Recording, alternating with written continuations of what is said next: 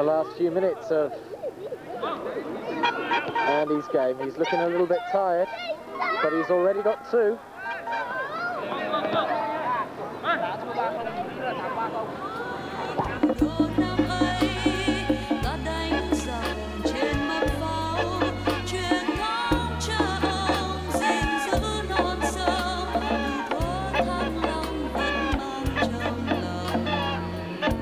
And that marks the end of Andy Soloman's career just at this point in time.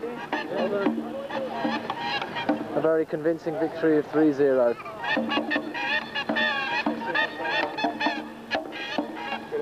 The end of an era.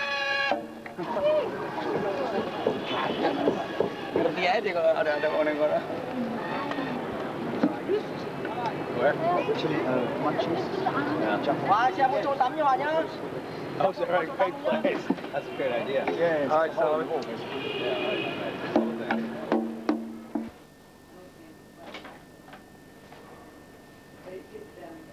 Hello, Ambassador. Yeah, it's Steve Ray from upstairs at DFID. I'm just looking at the program that you had last week, and I noticed that you had lunch with Andy Soloman from Reuters.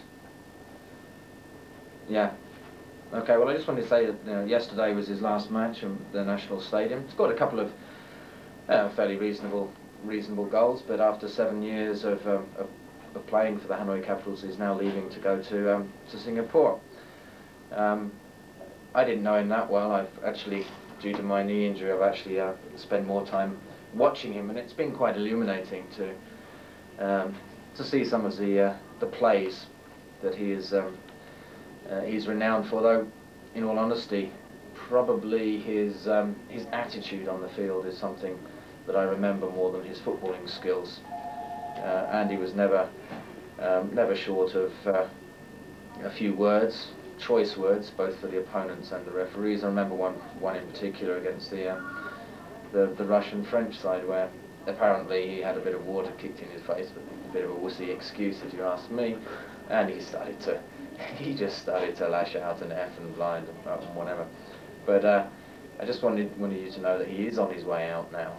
He has done a great deal for Hanoi Capitals, as have some of your staff, Mr. Shepherd, for example. Many people might remember Andy Soloman for his goal scoring, but I wouldn't be one of them. I'd remember him for a couple of his penalties, innumerable scoops over the bar. Arsehole. Hang on, sorry about that, red light. And perhaps, most of all, for forcing me to eat fertilised duck eggs in backhand, and then throwing up on the walk home from karaoke that night. Stuff like that.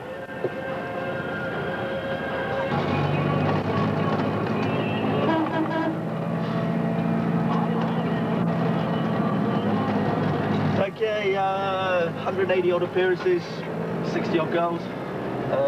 He should have played at left back more, but he did get plenty of chances because he never subbed himself, and because it was his ball and I guess he could take it away. Not many people, when they were captain, subbed him either. Not exactly, don't think he ever once washed the kit in 5 years. Yeah, probably never washed the kit.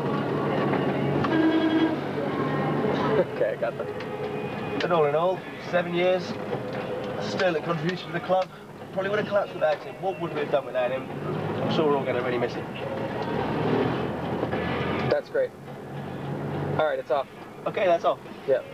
But I mean, right. Whatever. You were sucking up to him and everything, but I mean, there was some tension up there at the top between you guys, right? Well, that wanker. What he doesn't realise is he was the victim of the biggest purge in Vietnam since the Sino-Soviet split. I mean, this David DeVos is captain. That's just front. He's called it. You know, Lenin called them useful idiots. That's what we got there.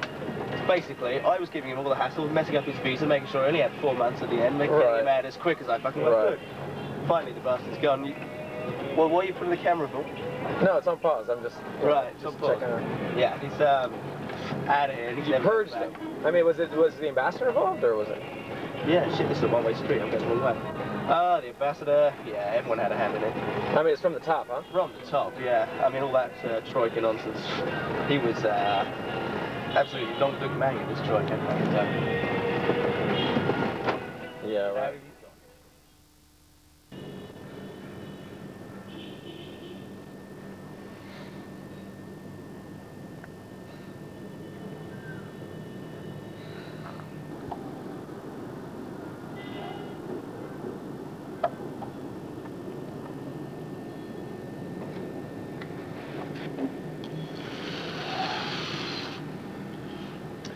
So, hi Andy.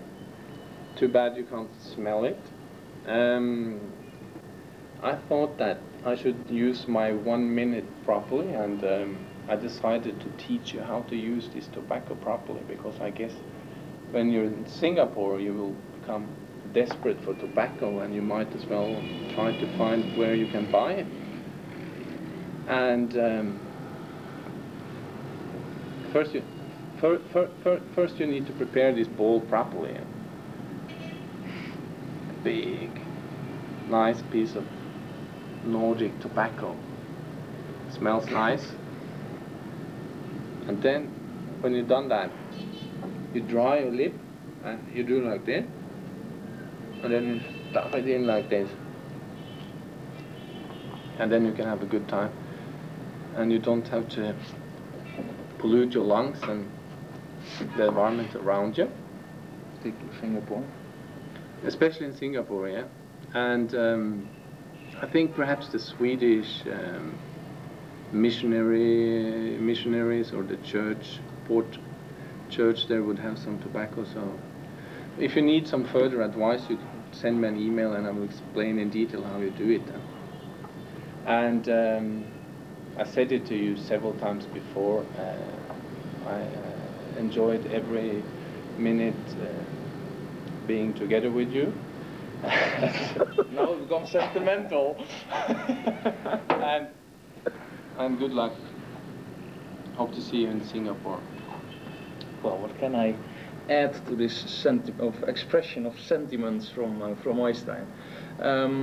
What shall I say? I can of course start by complaining, but I guess I've done that. I've done that enough in the recent parts. And what else?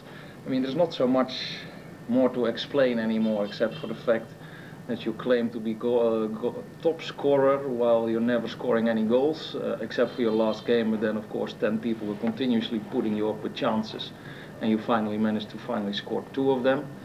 For the rest, I mean, you set rules continuously for all the players about not harassing the opponents, not harassing referees.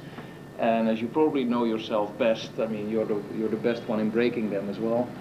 But for the rest, I mean, yeah, it's been fun in the few months that we've been playing together, and I hope you find another club in Singapore with which you will be able to have as much pleasure in playing soccer as you did here. So enjoy yourself and enjoy the smoking and enjoy the Singaporeans. Enjoy this, but this is the most difficult part, to keep it in your mouth, especially when you drink beer or whiskey. So if that happens, you just go straight to the toilet and you spit it out immediately. Don't swallow it. Cheers. And don't look back.